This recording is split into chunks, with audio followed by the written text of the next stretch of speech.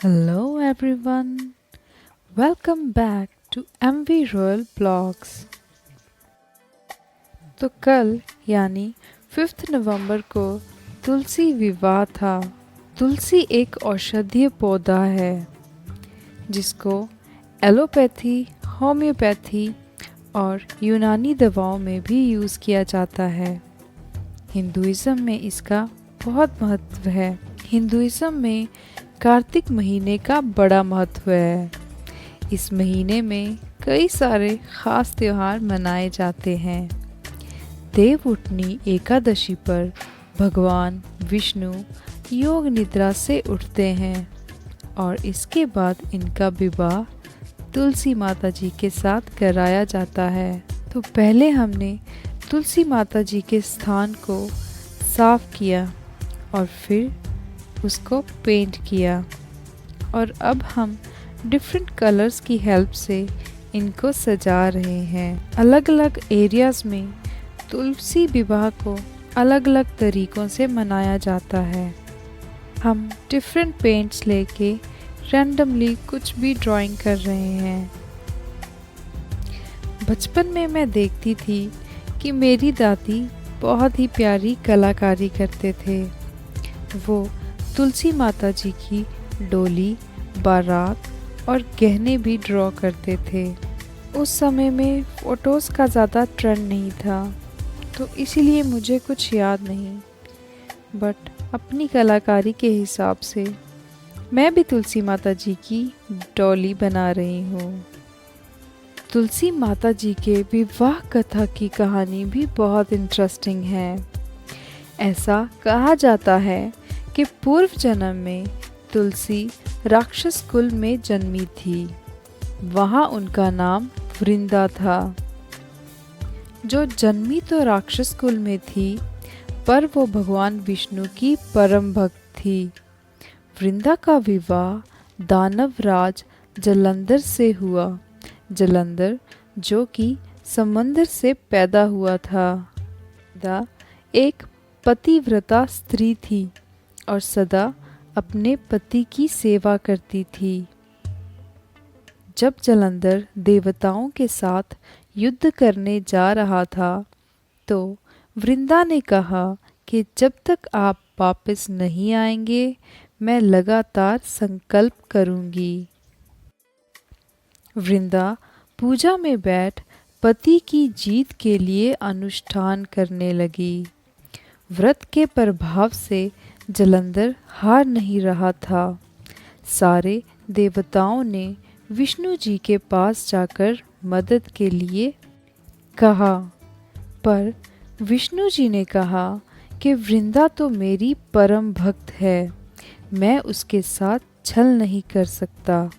पर देवताओं के अनुरोध के कारण भगवान विष्णु जी ने जलंधर का रूप धारण कर लिया और वृंदा के पास उसके महल जा पहुँचे। वृंदा अपने पति को देख तुरंत पूजा से उठ गई और वृंदा का संकल्प टूट गया।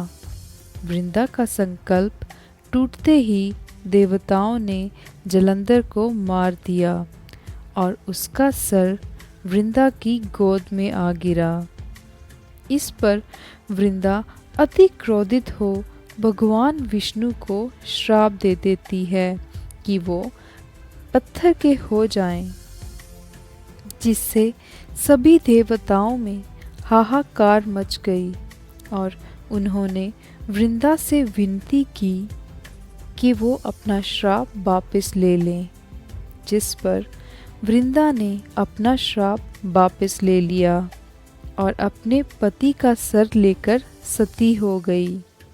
इसके बाद कहा जाता है कि उनकी राख से एक पौधा निकला जिसका नाम तुलसी रखा गया और भगवान विष्णु के इस पत्थर अवतार को शैलिग्राम का नाम दिया गया। और भगवान विष्णु ने ये कहा कि जब भी भगवान विष्णु जी की पूजा होगी तो वो तुलसी के बिना अधूरी होगी। तो इसीलिए जब भी भगवान विष्णु जी की पूजा आराधना की जाती है तो उसमें तुलसी के पत्तों का एक विशेष महत्व है। ऐसा माना जाता है कि तुलसी विवाह के दिन तुलसी और शालिग्राम की पूजा करने से सभी मनोकामनाएं पूरी होती हैं और यदि वैवाहिक दंपत्ति इनकी पूजा करें तो उनके वैवाहिक जीवन में सुख समृद्धि बनी रहती है। और यहाँ तुलसी माता जी सज के तैयार हो गई।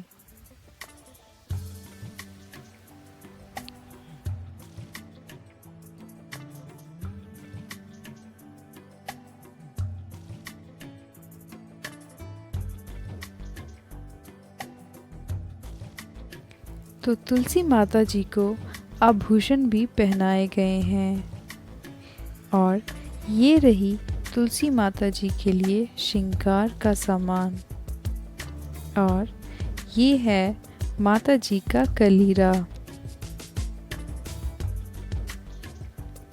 माता जी के इस कलीरे को यहाँ गिलहरियाँ आके शौक से खाती हैं। और ये रही हमारी फाइनल लुक। यहाँ तुलसी और शालिग्राम लिखा है। कलर थोड़ा बहने की वजह से शालिग्राम दिख नहीं रहा। आई होप आपको ये कलाकारी ज़रूर पसंद आई होगी। तो मुझे ज़रूर बताएं कि आपको ये तुलसी विवाह कैसा लगा। रात को 5 दीपक 5 दिनों तक जलाए जाते हैं और फिर पूर्णिमा के दिन 365 जोतें एक साथ नारियल के खोपरे में जलाई जाती हैं। तो कुछ यूँ मनाया जाता है हमारे इलाके में तुलसी विवाह। I hope you liked my video. So please subscribe to my channel. Thank you.